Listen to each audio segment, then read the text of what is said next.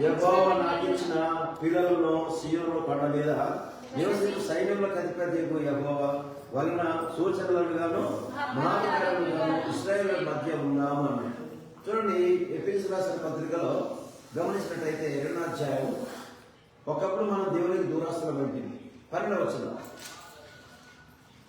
ఎఫెసీ పత్రిక 2వ అధ్యాయం 12వ వచనంలో ఒక మాట చాలా చక్కగా రాసి ఉంది. ఆ కాలమందు ఇశ్రాయేలుతో సహపౌరులు కాక పరదేశులను వాగ్దాన నిబంధనలు లేని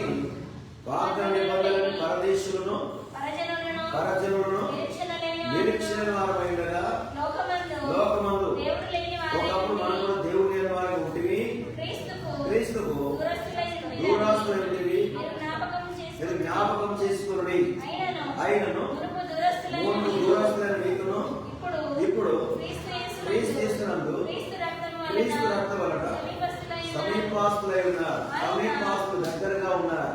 దేవుడికి ఒకప్పుడు దూరస్తులు, లోకమంతటి దూరస్తులు. అయితే ఈ దూరస్తులు మనం దేవుడికి సంబంధం కల్పించడానికి దాని ప్రేమ యేసుక్రీస్తు లోకానికి వచ్చి మధ్యవర్తిగా వచ్చేసి ఆ శిలువ రాణు మీద మరి యజ్ఞమైపోయి మరణించి చనిపోయి సమాధి చేయబడి సజీవ లేపబడ్డాడు. ఆయన పేరే నజరేయుడు యేసు. ఆయన పేరే పునరుద్ధరణుడు యేసు. ఆయన రక్షకుడు. ఆయన లోకానికి రావడం జరిగింది. అయితే దేవుడికి మనకున్న విభేదాన్ని తీర్చేయడానికి ఆయన మానవ దానికి లోకానికి వచ్చాడు. అందుకే ఇదిగో నేను నాకు ఇచ్చిన పిల్లలు అన్నాడు. పిల్లలు దేవుడికి ఎవరు కావాలి? ఇప్పుడు పిల్లలు కావాలి. దేవుడికి ఎవరు కావాలి? పిల్లలు కావాలి. పిల్లలు అవడానికి అవకాశం ఏంటంటే ప్రభువైన యేసుక్రీస్తు మనకు ఒక ఆధిక్యత కలిగించాడు. ఎందరైతే అంగీకరిస్తున్నారో వారందరూ దేవుడి పిల్లలు అవడానికి ఆయన అధికారం ఇచ్చాడు. ఆధిపత్యం యేసుక్రీస్తులో మనకు అధికారం కలిగింది. దేవుడితో ఉండడానికి, దేవుడు సగం చేయడానికి, దేవుడు నాకు ఉండడానికి అవకాశం ఇవ్వాలంటే ప్రభువైన యేసుక్రీస్తు. అందుకే ఆయన నేనే సత్యము, నేనే జీవము, నేనే మార్గం, నా ద్వారా దేవుడు తల్లిదండ్రులకు రాడు చెప్పాడు. అందుకే ఆయన ద్వారా తప్ప ఏ రక్షణ మనకి ఇక్కడ లేనే లేదు. అందుకే ఎబ్రీ పత్రిక 2వ అధ్యాయం 11వ వచనం నుంచి జ్ఞాపకం ఇస్తూ ఉంటాడు. ఎబ్రీ పత్రిక 2వ అధ్యాయం 11వ వచనం, నేను ఆయనను నమ్ముకొనినాను ఎందునని ఇదిగో నేను దేవుడు నాకు ఇచ్చిన పిల్లలను అదే చెప్తున్నాడు. నేను నాకు ఇచ్చిన పిల్లలను ఎవరు? ప్రభువైన యేసుక్రీస్తు ద్వారా ఏమైనా మనం దేవుడికి మనము పిల్లలుగా మార్చబడ్డారు. క్రీస్తు అంగీకరించడం ద్వారా వీరు రక్తవంశం పుట్టినవారు కారణం. వీరు ఆత్మలో జన్మించిన వారు, ఆత్మ అనుసరించేవారు, ఆత్మలో ఎరిగినవారు కనుక దేవుడికి శరీర సంబంధులు కాదు, రక్త మాంసం పుట్టినవారు కాదు. భావ్యంగా ఇశ్రాయేలు ప్రజలు ఉన్నారు, ఆధ్యాత్మికంగా క్రైస్తవ జనమే దేవుని బిడ్డలుగా మారారు. గమనిస్తాం ఇక్కడ చూడండి. ఇదిగో దేవుడు నేను నా దేవుడు నాకు ఇచ్చిన పిల్లలను కాబట్టి ఆ పిల్లలు రక్త మాంసంతో పుట్టినవారు కాక ఆ ప్రకారమే మరణము యొక్క బలము గల వారిని అనగా అపవాదిని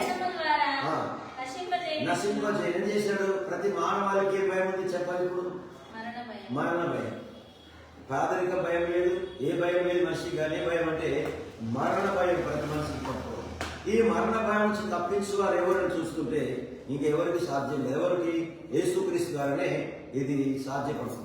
అందుకే తన ప్రేమ లోకానికి వచ్చేసి మనకు ఒక విజయం కలిగిస్తారు. ఏ విజయం? మరణము. ఓ మరణమా నీ విజయం ఎక్కడ? ఓ మరణమా నీ ముళ్ళెక్కడ? మరణ భయాన్ని, మరణ ఆ ముళ్ళుని విరిసేశాడు. అది మరణం మీద మన ప్రభుత్వం సేవ చేశాడు దేవుడు. దేవుడికి స్తోత్రం. అది క్రీస్తు వల్లే. క్రీస్తు వల్లే మనకు మరణం మీద జయించాడు. మరణాన్ని జయించడానికి శక్తినిచ్చాడు. ఆ మరణ ఆ నుంచి విడుదల చేశాడు. అది చదువు చదువు.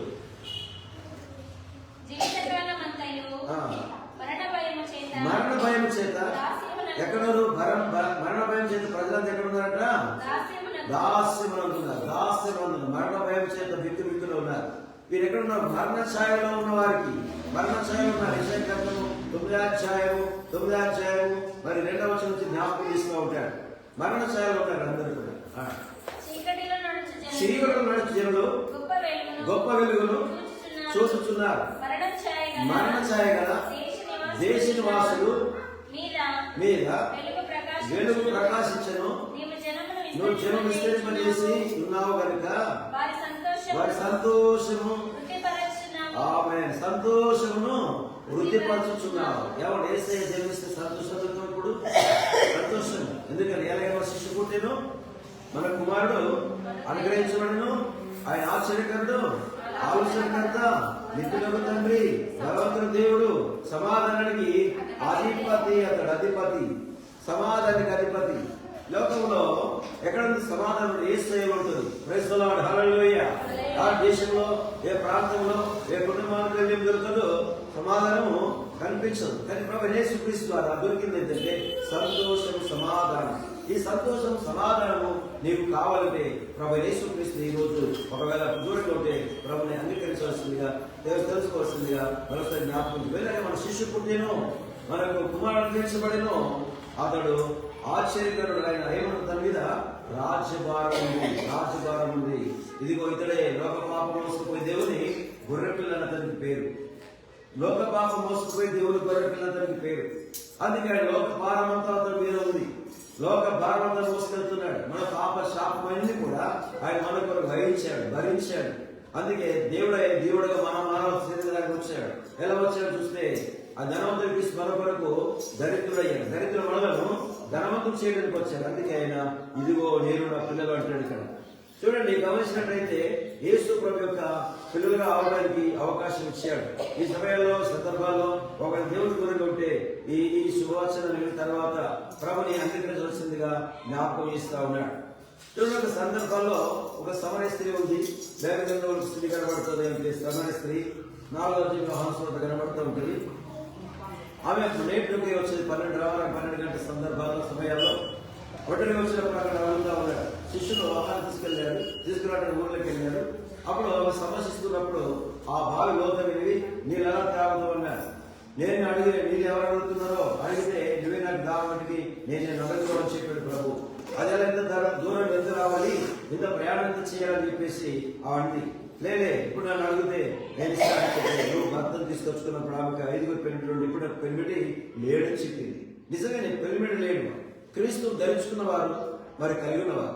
అయితే అక్కడ అనగానే వెంటనే ఇంతవరకు ఇంత ఎందుకు రావాలి అన్నప్పుడు ఆమె పన్నెండు తెచ్చుకున్నప్పుడు పేమెంట్ లేడని వాస్తవం చెప్పింది అని చెప్పేసి ప్రభు అన్నాడు. ఒక కాలం వస్తుందమ్మా, ఒక కాలం వస్తుంది.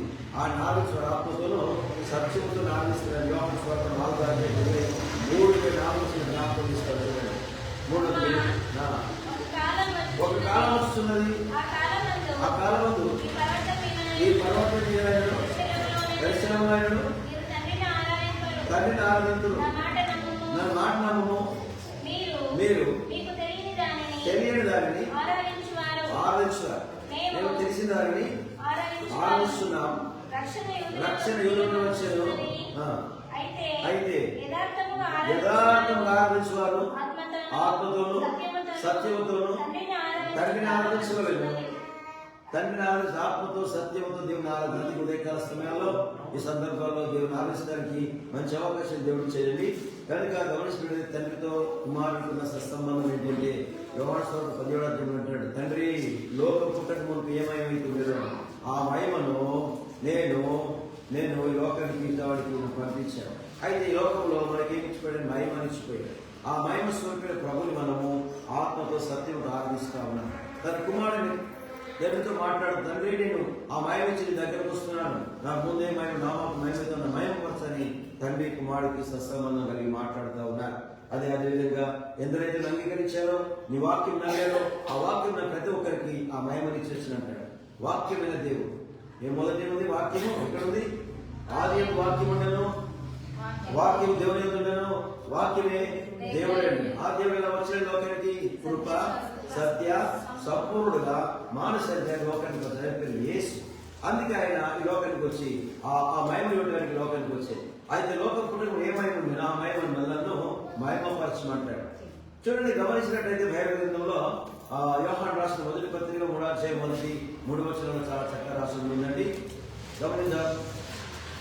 యోహాను రాసిన మొదటి పత్రిక 3వ అధ్యాయం 1వ వచనం పత్రిక మనము దేవుని పిల్లమని పిలవబడినప్పుడు ఎట్టి ప్రేమను మనకు అనుగ్రహించునో చూడుడి, మనము దేవుని పిల్లలమే. ఈ హేతువు చేత లోకములను ఎరగదు. ఎందుకు లోకం ఎరగదు? లోకం ఎందుకు ఎరగదు? ఎరగదు అంటే లోకం ఎందుకు తెలుసుకోవాలంటే వారి క్రియలు చెడ్డవైనవి. లోకము ఎందుకు ఎరుగుతలేదు? లోకం క్రియలు చెడ్డవైనందు ఆయన ఎరగకపోయిందంట. అందుకే మనం దేవుని పిల్లలని పిలవబడినట్టు తండ్రి మన కెట్టి ప్రేమ గ్రహించను. చూడండి, మనము దేవుని పిల్లలమే. ఈ హేతువు చేత లోకములను ఎరగదు. ఎలా అది ఆయనను ఎరగలేదు. ప్రియులారా, ఇప్పుడు మనం దేవుని పిల్లలమై ఉన్నాము. మనం ఇక ఏమైపోదాము? ఇంకా ప్రత్యక్షపరచబడలేదు. కానీ ఆయన ప్రత్యక్షమైనప్పుడు ఆయన ఉన్నట్టుగానే ఆయనను చూపుము కనుక ఆయన పోలియుందుమని ఎరుగుదును. ఆయన పోలియుందుమని ఎరుగుదును. తన స్వరూప్యము మనకిచ్చాడు. మన స్వరూపంలో ఆయన వచ్చాడు. మళ్ళీ మనకేమొస్తుంది? మళ్ళీ మహిమ స్వరూపం అవుతుంది. ఏమంటే మన దిలీప్ ఏమంటారు? బైబిల్లో కొరింథీ పత్రికలో రాసింది ఉంటుంది. మొదటి పత్రిక 10వ అధ్యాయం రాసింది. ఏమొస్తే మన మహిమ శరీరంతో మనము లేపబడుతామని రాసింది. మొదటి ఏదైతుందో మళ్ళీ దాన్ని కలిగి ఉంటాము. మొదట మహిమ స్వరూపం ఉంది. మళ్ళీ మానవ శరీరానిగా లోకానికి వచ్చాడు. మనలాంటి వాడయ్యాడు. మనకు ఆయన మన మహిమ స్వరూపం వేయడానికి మళ్ళీ మనకు రెండవ రాకడ వస్తున్నప్పుడు అందరూ కూడా మళ్ళీ ఆయన చూస్తారు. దేవుడికి స్తోత్రం. అది నువ్వు చూస్తావు. అందుకే ఆయన ఈ నిరీక్షణ పెట్టుకొని నా ప్రతి వాడును ఆయన పవిత్రుడై ఉన్నట్టుగా తాను పవిత్రుడిగా చేసుకును. పాపము చేయి ప్రతి వాడును ఆజ్ఞాతిక్రమించును. ఆజ్ఞాతిక్రమమే పాపము. ఆజ్ఞాతిక్రమమే పాపము. ఆజ్ఞ మీరడమే పాపము. పాపంత జీవితము మరణము. మన ప్రభువైన యేసుక్రీస్తునందు నిత్య జీవం. ఈ నిత్య జీవానికి ప్రభువైన యేసుక్రీస్తు లోకానికి వచ్చాడు కనుక ముందు సాగదాం. దేవుడి మాట వాక్యం మన దేవుడికి ఆశీర్వదించును.